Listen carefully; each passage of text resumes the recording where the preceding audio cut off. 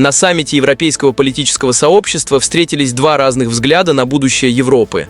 Пока одни лидеры призывают наращивать поставки оружия и давить на Россию санкциями, другие говорят, что пора готовиться к жизни после войны и просчитывать риски, которые возникнут сразу после прекращения огня. Друзья, приветствую! Канал Медиашот в эфире, у микрофона Александр. Подпишитесь, поставьте лайк, а мы начинаем. Владимир Зеленский в своем выступлении прямо заявил, ближайшие 3 месяца станут решающими. По его словам, именно этим летом станет понятно, по какому пути пойдет Кремль, решится ли на дальнейшее расширение конфликта или все же начнет искать способы договориться. Война России против Украины и Европы продолжается с прежней интенсивностью. Это лето станет моментом, когда Путин будет решать, что делать дальше – расширять военные действия или перейти к дипломатии. В своем выступлении украинский лидер также затронул тему внутреннего состояния России, интерпретируя изменения в протоколе празднования 9 мая как свидетельство определенных сложностей внутри страны. Зеленский обратил внимание на формат проведения парада в Москве, связав отсутствие определенной техники и авиации с мерами предосторожности и изменением ресурсных возможностей. Россия объявила о проведении парада 9 мая в Москве без участия военной техники. Если это произойдет, то впервые за много лет они не смогут выставить военную технику и будут опасаться, что над Красной площадью пролетят беспилотники. Это показательно. Это говорит о том, что сейчас они не в лучшей форме. Параллельно с этим Зеленский призвал европейское сообщество к сохранению жесткой санкционной политики.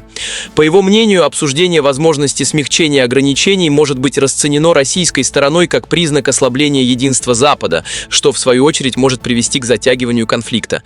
Поэтому мы должны продолжать оказывать на них санкционное давление. И я благодарю вас за 20-й пакет санкций. Я благодарен всем лидерам ЕС. Большое вам спасибо.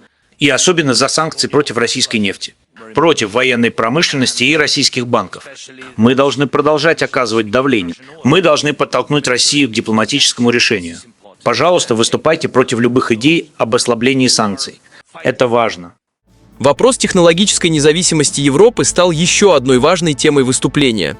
Украинская сторона предложила лидерам ЕС инвестировать в собственное производство высокотехнологичного вооружения, используя накопленный за время войны опыт в сфере беспилотных систем и защиты от баллистических угроз.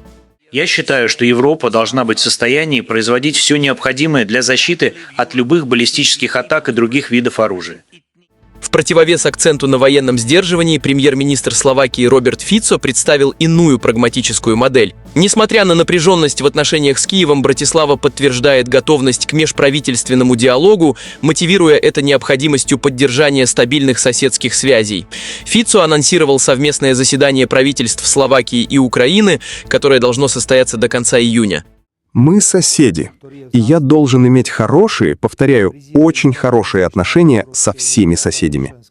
Мы договорились, что до конца июня будет проведено совместное заседание правительств, либо в Братиславе, либо в Киеве. Тем не менее, словацкий премьер подтвердил неизменность своего курса в вопросах военной помощи. Словакия официально отказывается от поставок оружия на безвозмездной основе и не намерена поддерживать военные займы для украинской стороны, предпочитая фокусироваться на гуманитарных и экономических аспектах взаимодействия. Словакия не будет поддерживать никакие военные займы для Украины, и Словакия не будет бесплатно давать Украине никакое оружие. Значительный резонанс вызвали планы Фицо посетить Москву для участия в памятных мероприятиях. Свою позицию он обосновал историческим долгом перед солдатами Красной Армии, освобождавшими территорию Словакии во Второй мировой войне. Глава правительства подчеркнул, что этот визит носит прежде всего мемориальный характер, хотя и предполагает краткую встречу с президентом России Владимиром Путиным. Я поеду в субботу в Москву, возложу цветы к могиле неизвестного солдата Красной Армии, чтобы от имени словаков и словачек поблагодарить за освобождение. У меня должна быть короткая встреча с президентом Путиным. Это все. Одним из наиболее острых вопросов, поднятых Робертом Фицо, стала проблема безопасности границ после окончания активной фазы боевых действий. Словацкий лидер выразил опасение, что десятки тысяч людей, обладающих значительным военным опытом, могут оказаться вне легальных структур и стать ресурсом для организованной преступности, если им не будет предложена понятная экономическая перспектива. Там десятки, сотни тысяч наемников, оплачиваемых солдат с огромным военным опытом. Когда вы этим людям не дадите перспективу, и у них будет оружие, они пойдут путем организованной преступности. А это наши границы. По мнению Фицо, экспорт криминала и нелегального оружия является реальным риском для приграничных стран ЕС, что требует разработки четкой дорожной карты развития региона еще до того, как конфликт будет окончательно исчерпан. Завершающим штрихом дискуссии на саммите стал вопрос о возможности временного прекращения огня, приуроченного к дате 9 мая. Владимир Зеленский отклонил подобные предложения, подчеркнув, что в условиях текущего военного положения Украина не рассматривает возможность разовых пауз для проведения праздничных мероприятий. Смотрите, мы знаем, о чем говорили американцы. С русскими по поводу того, что может произойти 9 мая. С нами никто официально не связывался, ничего официально не предлагал. В конце концов, это война России против Украины, поэтому Америка и Россия могут обсуждать что угодно. Важно, чтобы наша сторона знала, о чем они договариваются. Сказать, например, давайте сделаем перемирие на 1 день, а потом устроят какое-нибудь празднование. У нас праздников нет. Таким образом, саммит продемонстрировал сосуществование двух векторов в европейской политике – стремление к консолидации военного потенциала под эгидой Киева и поиск путей минимизации рисков через сохранение дипломатических каналов с Москвой, на чем настаивает Братислава.